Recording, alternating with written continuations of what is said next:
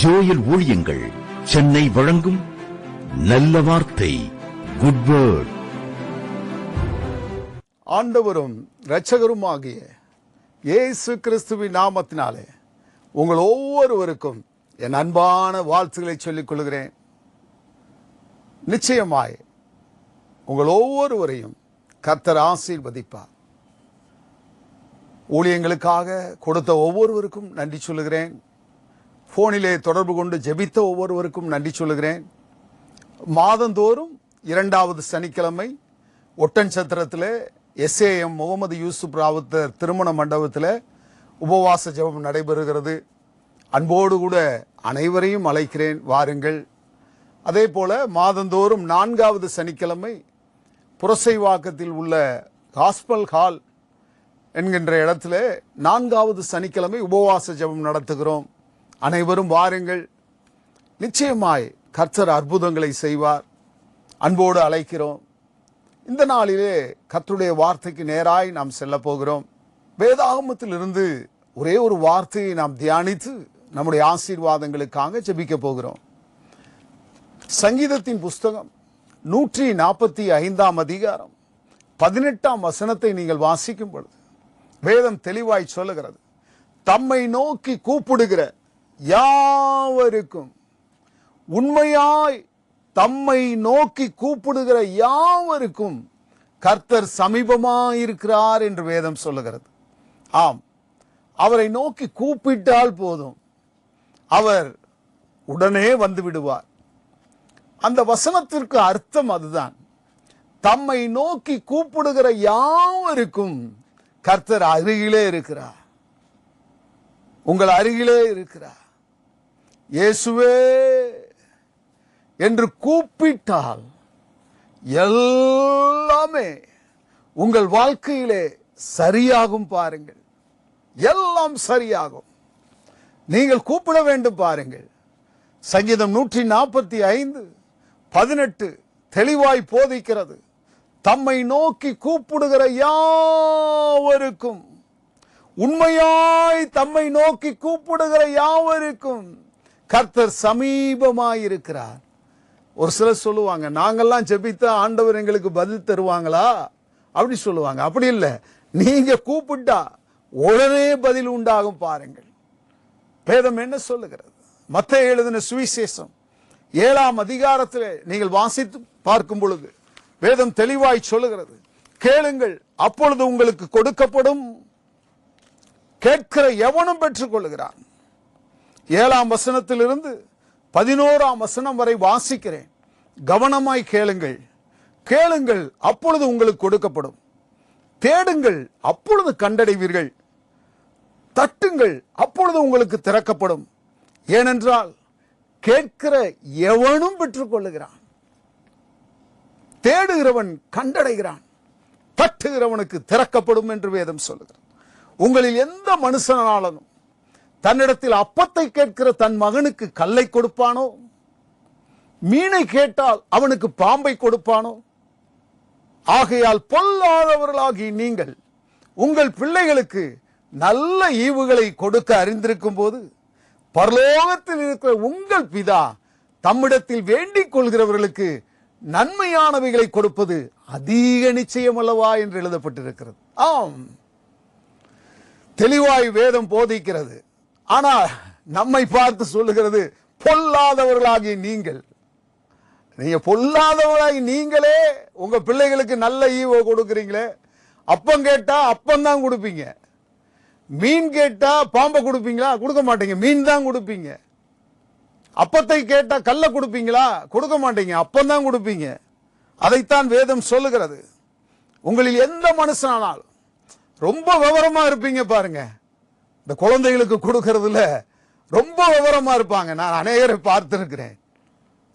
ஆம், வேதம் சொல்லுகிறது, எந்த மனுஷனானாலும் அப்பத்தை கேட்கிற தன் மகனுக்கு கல்லை கொடுப்பானோ, மீனை கேட்டால் அவனுக்கு பாம்பை கொடுப்பானோ?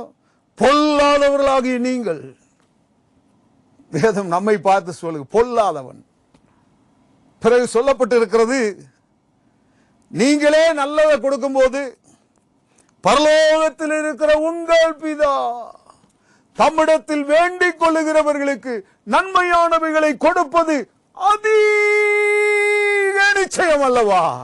ஆம், நிச்சயமா தருவேன் அப்படின்னு வேதம் சொல்லுகிறது. நிச்சயமா, சந்தேகமே பட வேண்டாம். சந்தேகப்படாதே சகோதரனே, சந்தேகப்படாதே சகோதரியே. நீ கூப்பிட்டால் போதும். 1992 ஆண்டு இயேசு கிறிஸ்து என்னை ரட்சித்தார். பிறந்ததிலிருந்து கிறிஸ்தவ குடும்பம். 22வது வயது வியாதி படுக்கையில் ஆனேன். ஒன்றும் சாப்பிட முடியாது. சாப்பிட்டால் அனைத்தும் வாமிட் ஆகிவிடும். பாருங்கள், முழங்கால் படியிட்டேன், அவ்வளவுதான். முழங்கால் படியிட்டு 2 கைகளையும் கூப்பிக்கொண்டேன். இயேசுவே என்று கூப்பிட்டேன். இயேசுவானவர் அற்புதமாய் சுகப்படுத்தினார். ஆம், இன்றும் வாழ்ந்து கொண்டிருக்கிறேன். பல வருடங்கள் ஓடிவிட்டது. இயேசு கிறிஸ்து உயிரை கொடுத்தார். இயேசு கிறிஸ்து என்னை வாழ வைத்தார். உங்களையும் அப்படித்தான். பெருசா ஒண்ணும் நீங்க பண்ண வேண்டாம். முழங்கால் போடுங்க, முழங்கால் போடுங்க. முடிந்தால் நேர் முழங்காலில் நில்லுங்கள். இல்ல அது முடியலையா, கட்டல் பக்கத்துல முழங்கால் போட்டு அப்படியே உங்களுடைய கைகளை வைத்து தலையை சாய்த்துக் கொள்ளுங்கள். இயேசுவே எனக்கு இரங்கும். உங்கள் பிரச்சனைகளை இயேசுவினிடத்திலே சொல்லுங்கள். எல்லாம் சரியாகும். பாருங்கள் அன்பு சகோதரனே, உன் பிரச்சனை சரியாகும். அன்பு சகோதரி, உன் பிரச்சனை சரியாகும். நீ நினைத்து கொண்டிருக்கிறாய், நான் ஜெபித்தால் பதில் கிடைக்குமா? நீ ஜெபித்தால் தான் இயேசு உனக்கு அற்புதம் செய்வார். நீ துதித்துப்பா. நீ துதிக்க தொடங்கினாலே அற்புதங்கள் நடந்து விடும். பார், முழங்கால் படியிட்டு விடு, முழங்கால் படியிட்டு விடு. ஜெபிக்க ஆரம்பித்து விடு, துதிக்க ஆரம்பித்து விடு, வேதம் வாசிக்க ஆரம்பித்து விடு, ஊழியம் செய்ய ஆரம்பித்து விடு, இயேசுவே இரட்சகர் என்று சொல்ல ஆரம்பித்து விடு. பிறகு பார், உன் வாழ்க்கை தலைகீழாக மாறும். உன் வாழ்க்கை தலைகீழாய் மாறும். சகோதரியே, பைபிளை கையில தூக்கிடு. பைபிளை கையில தூக்கிட்டா போதும், உன் குடும்பம் ஆசீர்வதிக்கப்படும். அநேக குடும்பங்களை நான் கண்டிருக்கிறேன், ஆசீர்வதிக்கப்பட்டதை கண்டிருக்கிறேன். தம்மை நோக்கி கூப்பிடுகிற யாவருக்கும் கர்த்தர் சமீபமாயிருக்கிறார். உனக்கு கர்த்தர் சமீபமாயிருக்கிறார். இயேசு கிறிஸ்து அவரை நோக்கி கூப்பிடுகிற யாவருக்கும் சமீபமாயிருக்கிறார். வேதம் என்ன சொல்லுகிறது? சங்கீதத்தின் புஸ்தகம் 72ஆம் அதிகாரம் 12ஆம் வசனத்தை வாசித்து பாருங்கள். கூப்பிடுகிற எளியவனையும் உதவியற்ற சிறுமையானவனையும் அவர் விடுவிப்பார். உங்களை பார்த்து நினைச்சுக்கிட்டு இருப்பாங்க, அவன் ரொம்ப எளியவன், அவனுக்கு உதவி செய்ய யாருமே இல்லை, உதவியற்ற சிறுமையானவன் அப்படி சொல்லிட்டு இருப்பாங்க. ஆனா கர்த்தர் இறங்கி வருவார், அவர் உங்களை விடுவிப்பார். அவர் உங்களை விடுவிப்பார். இயேசு கிறிஸ்து இன்றும் விடுவிக்கிறார். இயேசு கிறிஸ்து இன்றும் உயிரோடு இருக்கிறார். இயேசு கிறிஸ்து இன்றும் அற்புதம் செய்கிறார். அவர் மாறாதவர். வேதம் சொல்லுகிறது, இயேசு கிறிஸ்து நேற்றும் இன்றும் என்றும் மாறாதவராயிருக்கிறார். மாறாத தெய்வம் இயேசு. கூப்பிடு, இயேசு சொல்லிப்பார். வாயை திறந்து சொல்லு, இயேசு. யாரெல்லாம் இயேசுவை பிரசங்கித்தார்களோ, யாரெல்லாம் இயேசுவை கூப்பிட்டார்களோ, யாரெல்லாம் இயேசுவை தன் சொந்த தெய்வமாய் ஏற்றுக்கொண்டார்களோ, யாரெல்லாம் இயேசுவை அண்டிக் கொண்டார்களோ, அவர்கள் எல்லாரும் ஆசீர்வதிக்கப்பட்டு விட்டார்கள். எல்லாரும் உயர்ந்த இடத்தில் இருக்கிறார்கள். எல்லாரையும் தேவன் உயர்த்தி வைத்து அழகு பார்த்து கொண்டிருக்கிறார். நீயும் இன்று இயேசுவை பிரசங்கிக்க ஆரம்பி. உன்னையும் இயேசு ஆசீர்வதிப்பார். உன்னையும் ஆசீர்வதிப்பார். வேதம் அப்படித்தான் சொல்லுகிறது. கூப்பிடுகிற எளியவனையும் உதவியற்ற சிறுமையானவனையும் அவர் விடுவிப்பார் என்று வேதம் சொல்லுகிறது. கூப்பிடு, கேட்கிற எவனும் பெற்றுக் கொள்ளுகிறான். எவனும், வார்த்தையை பாருங்க, அப்படி என்ன அர்த்தம்? யாரு கூப்பிட்டாலும் அவர் செவி கொடுப்பார். உயிருள்ள தேவன், மெய்யான தேவன், அவருக்கு எல்லாமே தெரியும். உங்க இருதயம் அவருக்கு தெரியும், உங்கள் நினைவு அவருக்கு தெரியும், உங்களுடைய காரியங்கள் எப்படி போய்க் கொண்டிருக்கிறது என்பது அவருக்கு தெரியும். அவர் சர்வ வல்லமையுள்ள தேவன். அவர் உங்களுக்கு அற்புதங்களை இப்பொழுது செய்கிறார். கூப்பிட்டால் போதும். சங்கீதம் 86:5 வாசித்து பாருங்கள். ஆண்டவரே, நீர் நல்லவரும் மன்னிக்கிறவரும், உம்மை நோக்கி கூப்பிடுகிற யாவர் மேலும் கிருபை மிகுந்தவருமாயிருக்கிறீர். ஆம், யாவர் மேலும் கிருபை மிகுந்த தெய்வம் இயேசு. இயேசுவே என்று கூப்பிட்டால் எல்லாம் சரியாகும். யோசித்து பாருங்க. கூப்பிடுகிறீர்களா? முழங்கால் படியிடுகிறீர்களா? இயேசுவை அழைக்கிறீர்களா உங்கள் வீட்டிற்கு? நிச்சயம் இன்று கூப்பிடுங்கள். எது வெக்கம்லாம் படாதீங்க. முழங்கால் போட்டுருங்க. வீட்டுக்குள்ளேயே முழங்கால் போடுங்க. ஜெபம் பண்ணுங்க. துதியுங்க ஏசப்பாவை. அற்புதங்களை நிச்சயம் காண்பீர்கள். நிச்சயம் அற்புதம் நடக்கும். மத்தேயு எழுதின சுவிசேஷம் 15:22 முதல் நீங்கள் வாசிக்கும் பொழுது ஒரு கானானிய ஸ்திரீயை குறித்து எழுதப்பட்டிருக்கிறது. வாசிக்கிறேன், கவனமாய் கேளுங்கள். அப்பொழுது அந்த திசைகளில் குடியிருக்கிற கானானிய ஸ்திரீ ஒருத்தி அவரிடத்தில் வந்து, ஆண்டவரே, தாவீதின் குமாரனே, எனக்கு இரங்கும், என் மகள் பிசாசினால் கொடிய வேதனைப்படுகிறாள் என்று சொல்லி இயேசுவை கூப்பிடுகிறாள். அவளுக்கு பிரயுத்தரமாக அவர் ஒரு வார்த்தையும் சொல்லவில்லை. இயேசு ஒரு வார்த்தையும் சொல்லவில்லை. அப்பொழுது அவருடைய சீசர்கள் வந்து, இவள் நம்மை பின்தொடர்ந்து கூப்பிடுகிறாள், கூப்பிட்டுக் கொண்டே இருக்கிறாள், இவளை அனுப்பிவிடும் என்று சீசர்கள் வேண்டிக் கொள்கிறார்கள். அதற்கு அவர், காணாமற் போன ஆடுகளாகிய இஸ்ரவேல் வீட்டாரிடத்திற்கு அனுப்பப்பட்டேனே அன்றி மற்றபடி அல்ல என்றார். அவள் வந்து, ஆண்டவரே, எனக்கு உதவி செய்யும் என்று அவரை பணிந்து கொண்டாள். அவர் அவளை நோக்கி, பிள்ளைகளின் அப்பத்தை எடுத்து நாய்க்குட்டிகளுக்கு போடுகிறது நல்லதல்ல என்றார். அதற்கு அவள் சொல்லுகிறாள், மெய்தான் ஆண்டவரே, ஆகிலும் நாய்க்குட்டிகள் தங்கள் எஜமான்களின் மேசைகளிலிருந்து விழும் துணிக்கைகளை தின்னுமே என்றாள். இயேசு அவளுக்கு பிரதியுத்தரமாக, ஸ்திரீயே, உன் விசுவாசம் பெரியது, நீ விரும்புகிறபடி உனக்கு ஆக கடவது. அந்நேரமே அவள் மகள் ஆரோக்கியமானாள் என்று எழுதப்பட்டிருக்கிறது. ஆம், அந்நேரமே இயேசுவை கூப்பிட்டால் அந்நேரமே ஆரோக்கியமானாள். இன்றும் அன்பு சகோதரனே, அன்பு சகோதரியே, நீ விசுவாசிக்கிறாய், உன் விசுவாசம் பெரியது என்று கர்த்தர் காண்கிறார். அவர் உங்களை பார்த்து இயேசு கிறிஸ்து சொல்லுகிறார், என்ன சொல்லுகிறார்? நீ விரும்புகிறபடி உனக்கு ஆக கடவது. நாளை அல்ல, இன்று ஆகும். நாளை அல்ல, இன்று நீ விரும்புகிற எல்லாம் உனக்கு கொடுக்கப்படும். நீ விரும்புகிறபடி உனக்கு ஆகும். வேதம் சொல்லுகிறது, நீ விரும்புகிறபடி உனக்கு ஆக கடவது. அந்நேரமே, உடனே அற்புதம்.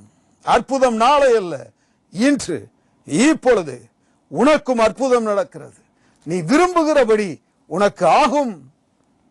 நீதிமான், வேதம் சொல்லுகிறது, நீதிமான் விரும்புகிற காரியம் அவனுக்கு கொடுக்கப்படும், இப்பொழுதே கொடுக்கப்படும். நீதிமான் சிங்கத்தை போல தைரியமாயிருக்கிறார்கள். அவர்களுக்குள் ஒரு சிங்க முகம் இருக்கும் பாருங்கள். சிங்கமுகம். நீதிமான் சிங்கத்தை போல தைரியமாயிருப்பார்கள். அப்படித்தான் வேதம் சொல்ல. நீதிமானுடைய சிரசின் மேல் ஆசீர்வாதங்கள் தங்கும் என்று வேதம் சொல்லுகிறது. ஆம், இயேசு கிறிஸ்து 2000 ஆண்டுகளுக்கு முன்பாக இந்த உலகத்தில் பிறந்து உங்களுக்காக எனக்காக சிலுவையில் அடிக்கப்பட்டு தன்னுடைய முழு இரத்தத்தையும் சிந்தினார், மரித்தார், அடக்கம் பண்ணினார்கள். 3ஆம் நாள் இயேசு கிறிஸ்து உயிர்த்தெழுந்தார். என்னுடைய பாவத்திற்காக, என்னுடைய அக்கிரமத்திற்காக இயேசு கிறிஸ்து பலியிடப்பட்டதினாலே, இயேசு கிறிஸ்து மரித்ததினாலே, இயேசு கிறிஸ்து 3ஆம் நாள் உயிர்த்தெழுந்ததினாலே நான் நீதிமான். நீ நீதிமான். அன்பு சகோதரியே, நீங்கள் நீதிமான். அன்பு சகோதரனை, நீங்கள் நீதிமான். நீதிமானாகிய உங்களுக்கு இன்று அற்புதம் நடக்கும், இப்பொழுது நடக்கும். சந்தேகமே படாதீர்கள். நீங்கள் நீதி செய்வதனால் நீதிமான் அல்ல. உங்களுடைய நீதி எல்லாம் அழுக்கான கந்தை என்று வேதம் சொல்லுகிறது. மனிதன் நன்மை தீமை அறியத்தக்க கனியை புசித்தான். அன்றே அவன் நன்மை தெரியும், தீமை தெரியும் அவனுக்கு. இயேசு கிறிஸ்து பலியிடப்பட்டதினாலே நீ நீதிமான். அவர் மரித்து உயிர்த்தெழுந்ததினாலே நீ நீதிமான். அவர் பலியிடப்பட்டதினாலே நாம் பரிசுத்தமாக்கப்பட்டிருக்கிறோம். அப்படித்தான் நீ விரும்புகிறபடி உனக்காக கடவுள். அந்த கானானிய ஸ்திரியை பார்த்து கர்த்தர் சொன்னார். அதே வார்த்தை இன்று உங்களை நோக்கி கடந்து வருகிறது. எதை நீ விரும்புகிறாய் அது உனக்கு கிடைக்கும். எதை நீ விசுவாசிக்கிறாய் அது உனக்கு நடக்கும். இயேசு கிறிஸ்து இன்றும் ஜீவிக்கிறார். ஆரோக்கியம் உண்டு. வியாதிகள் இயேசுவின் நாமத்தில் சுகமாகிறது. சோர்ந்து போகாதிருங்கள். 24 மணி நேரமும் கூப்பிடுங்கள். கானானிய ஸ்திரீ, தாவீதின் குமாரனே எனக்கு இறங்கும் என்று கதறுகிறார். நீங்களும் கதறுங்கள். எனக்கு இறங்கும் அப்பா, என் பிள்ளைகளுக்கு இறங்கும் அப்பா, என் குடும்பத்திற்கு இறங்கும் அப்பா, என் பெற்றோருக்கு இறங்கும் அப்பா. கூப்பிடு. தாவீதின் குமாரன் இறங்குவார், அற்புதங்களை செய்வார். வேதம் என்ன சொல்லுகிறது? ஒரு அநீதியுள்ள நியாயாதிபதி இருந்தானாம். அவனை போய் அடிக்கடி ஒரு விதவை அலட்டி கொண்டே இருக்கிறார். லூக்கா எழுதின சுவிசேஷம் 18ஆம் அதிகாரம் 7ஆம் வசனத்திலிருந்து நீங்கள் வாசிக்கும் பொழுது 1ஆம் வசனத்தில் இப்படியாக வாசிக்கிறோம். சோர்ந்து போகாமல் எப்பொழுதும் ஜெபம் பண்ண வேண்டும். அர்த்தம் என்ன? நீ சோர்ந்து போகாமல் எப்பொழுதும் இயேசுவே என்று கூப்பிட வேண்டும். ஒரு ஓமையை சொல்லுகிறார். ஒரு பட்டணத்தில் ஒரு நியாயாதிபதி இருந்தான். அநீதியுள்ள நியாயாதிபதி. அவன் தேவனுக்கு பயப்படாதவன், மனுஷரை மதியாதவன். அந்த பட்டணத்திலே ஒரு விதவை இருக்கிறார். அந்த விதவையை குறித்து வேதம் சொல்லுகிறது. அவனிடத்தில் போய், அந்த நியாயாதிபதியினிடத்தில், எனக்கும் என் எதிராளிக்கும் இருக்கிற காரியத்தில் எனக்கு நியாயம் செய்ய வேண்டும் என்று அந்த அநீதியுள்ள நியாயாதிபதியிடத்திலே விண்ணப்பம் பண்ணுகிறாள். வெகு நாள் வரைக்கும் அந்த அநீதியுள்ள நியாயாதிபதிக்கு மனதில்லாதிருந்தது என்று வேதம் சொல்லுகிறது. பின்பு அவன், நான் தேவனுக்கு பயப்படாமலும் மனுஷரை மதியாமலும் இருந்தும் இந்த விதவை என்னை எப்பொழுதும் தொந்தரவு செய்கிறபடியினால் இவள் அடிக்கடி வந்து என்னை அலட்டாதபடி இவளுக்கு நியாயம் செய்ய வேண்டும் என்று தனக்குள்ளே சொல்லிக் கொண்டான். அநீதியுள்ள நியாயாதிபதி, அவளுக்கு நியாயம் செய்ய அவனுக்கு மனசு இல்லை, ஆனா தனக்குள்ள சொல்லிட்டானா, அடிக்கடி வந்து என்னை தொந்தரவு செய்யறா, அதனால அவளுக்கு என்ன செய்யணும், பதில் செய்யணும் அப்படி சொல்லி அவன் புரிந்து கொண்டான். அந்தபடியே 7ஆம் வசனத்தில் நீங்கள் வாசித்து பாருங்கள். அந்தபடியே தேவன் தம்மை நோக்கி இரவும் பகலும் கூப்பிடுகிறவர்களாகிய தம்மால் தெரிந்து கொள்ளப்பட்டவர்களின் விஷயத்தில் நீடிய பொறுமையுள்ளவராயிருந்து அவர்களுக்கு நியாயம் செய்யாமல் இருப்பாரோ? சீக்கிரத்திலே அவர்களுக்கு நியாயம் செய்வார். சீக்கிரத்திலே உங்களுக்கு சொல்லுகிறேன், சீக்கிரத்திலே இயேசு கிறிஸ்து உங்கள் ஜெபத்திற்கு பதில் தருவார். சீக்கிரத்திலே உங்கள் வியாதிகள் குணமாகும். சீக்கிரத்திலே உங்கள் கடன் பிரச்சனை மாறும். சீக்கிரத்திலே படிப்பிற்கு ஏற்ற நல்ல வேலை கிடைக்கும். சீக்கிரத்திலே கர்ப்பத்தின் கனி குழந்தை பாக்கியம் உங்களுக்கு கிடைக்கும். சீக்கிரத்திலே திருமண தடைகள் மாறும். திருமணத்தை எதிர்நோக்கி இருக்கிற வாலிப சகோதர சகோதரிகளுக்கு தேவன் திருமணத்தை நடத்தி கொடுப்பார். படித்த படிப்பிற்கு ஏற்ற நல்ல சம்பளம், நல்ல வேலை, ஆசீர்வாதங்களை கர்த்தர் தருவார். சீக்கிரத்திலே தருவார். மகிழ போகிறீர்கள். உங்கள் இருதயம் அதிசயப்பட்டு பூரிக்க போகிறது. இயேசு எங்களுக்கு நன்மை செய்தார். ஆம், இரவும் பகலும் கூப்பிடுங்கள். இரவும் பகலும் எப்பொழுதும் உங்களுக்கு அந்த சிந்தனை இருக்கட்டும். உங்கள் சிந்தை இயேசுவே இயேசுவே என்று கூப்பிட்டுக் கொண்டே இருக்கட்டும். கூப்பிட்டுக் கொண்டே இருக்கட்டும். முழங்காலில் நில்லுங்கள். 1 மணி நேரமாவது முழங்காலில் நில்லுங்கள். இயேசுவே என்று கூப்பிட்டு பாருங்கள். உங்கள் வாழ்க்கை மாறும். நிச்சயம் மாறும். நிச்சயம் மாறும். எப்படி இந்த அநீதியுள்ள நியாயாதிபதி அடிக்கடி தொந்தரவு செய்த பொழுது அவன் எப்படியாவது நியாயம் செய்ய வேண்டும் என்று நினைத்தானோ, அதே போல இரவும் பகலும் விடாமல் கர்த்தரை பிடிப்பீர்களானால் நீர் ஆசீர்வதித்தால் ஒழிய உம்மை நான் போக விடேன். முழங்கால் படியிட்டுக் கொள்ளுங்க. ஒரு சேர்ல அப்படியே கையை வச்சு படுத்துருங்க. சொல்லுங்க, இயேசுவே யாக்கோபு போல நீர் ஆசீர்வதித்தால் ஒழிய உம்மை நான் போக விடேன். இந்த காரியத்தில் ஒரு பதில் கிடைக்கும் வரை உம்மை நான் விடமாட்டேன். உம்மை நான் விடப்போவது இல்லை. எப்பொழுதும் கூப்பிட்டுக் கொண்டே இருப்பேன். என் வாய் உச்சரித்துக் கொண்டே இருக்கும், இயேசு இயேசு இயேசு இயேசு. விடமாட்டேன். கூப்பிட்டுக் கொண்டே இருப்பேன். கர்த்தர் சொல்லுகிறார், சீக்கிரத்திலே உனக்கு நான் நியாயம் செய்வேன். நீடிய பொறுமையுள்ளவர், பொறுமையுள்ள தேவன் இன்றும் உங்களை வாழ வைக்க போதுமானவர். வாழ வைக்கிறார். இன்றும் அநேகரை வாழ வைத்துக் கொண்டிருக்கிறார். யாரெல்லாம் கூப்பிட்டார்களோ அவர்கள் எல்லாரும் விடுவிக்கப்பட்டார்கள். கானானிய ஸ்திரீ இயேசுவை கூப்பிட்டார். அற்புதம் நடந்தது. கானா ஒரு கல்யாண வீட்டிலே இயேசு சென்றார். தண்ணீர் திராட்சரசமாய் மாறினது. இயற்கைக்கு அப்பாற்பட்ட அற்புதங்களை இயேசு கிறிஸ்துவால் செய்ய முடியும். இயற்கைக்கு அப்பாற்பட்ட ஒரு அற்புதம். ஒரு ஏழை தாயார் கடன்பட்டு போனார்கள். அவர்களிடத்திலே ஒரே ஒரு குடம் எண்ணெய் மாத்திரம் இருந்தது. அந்த எண்ணெயை ஊற்றிக்கொண்டே இருக்கிறார்கள். எண்ணெய் வந்து கொண்டே இருக்கிறது. அந்த தாயாருக்கு கடன் பிரச்சனை. தீர்க்கதரிசி சொல்லுகிறார், நீ அந்த எண்ணெயை விற்று அந்த கடனை தீர்த்து விட்டு நீயும் உன் குடும்பமும் நன்றாய் வாழுங்கள் என்று சொல்லி. ஆம், அப்படியே நடந்தது. ஒரு இயற்கைக்கு அப்பாற்பட்ட ஒரு அற்புதம், ஒரு அதிசயம், மிராக்கிள். எல்லாம் ஆசீர்வாதம், எல்லாவற்றிலும் ஒரு விடுதலை. கூப்பிட்டால் போதும், இயேசுவே என்று கூப்பிடு. கூப்பிடுகிற எளியவனையும் உதவியற்ற சிறுமையானவனையும் அவர் விடுவிக்கிற கர்த்தர். தம்மை நோக்கி கூப்பிடுகிற யாவருக்கும் அவர் சமீபமாயிருக்கிறார். உங்கள் அருகிலேயே நிற்கிறார். உங்கள் நடுவிலே நிற்கிறார். வேதம் சொல்லுகிறது, கிறிஸ்துவானவர் மகிமையின் நம்பிக்கையாக உங்களுக்குள் இருப்பதுதான் அந்த ரகசியம்.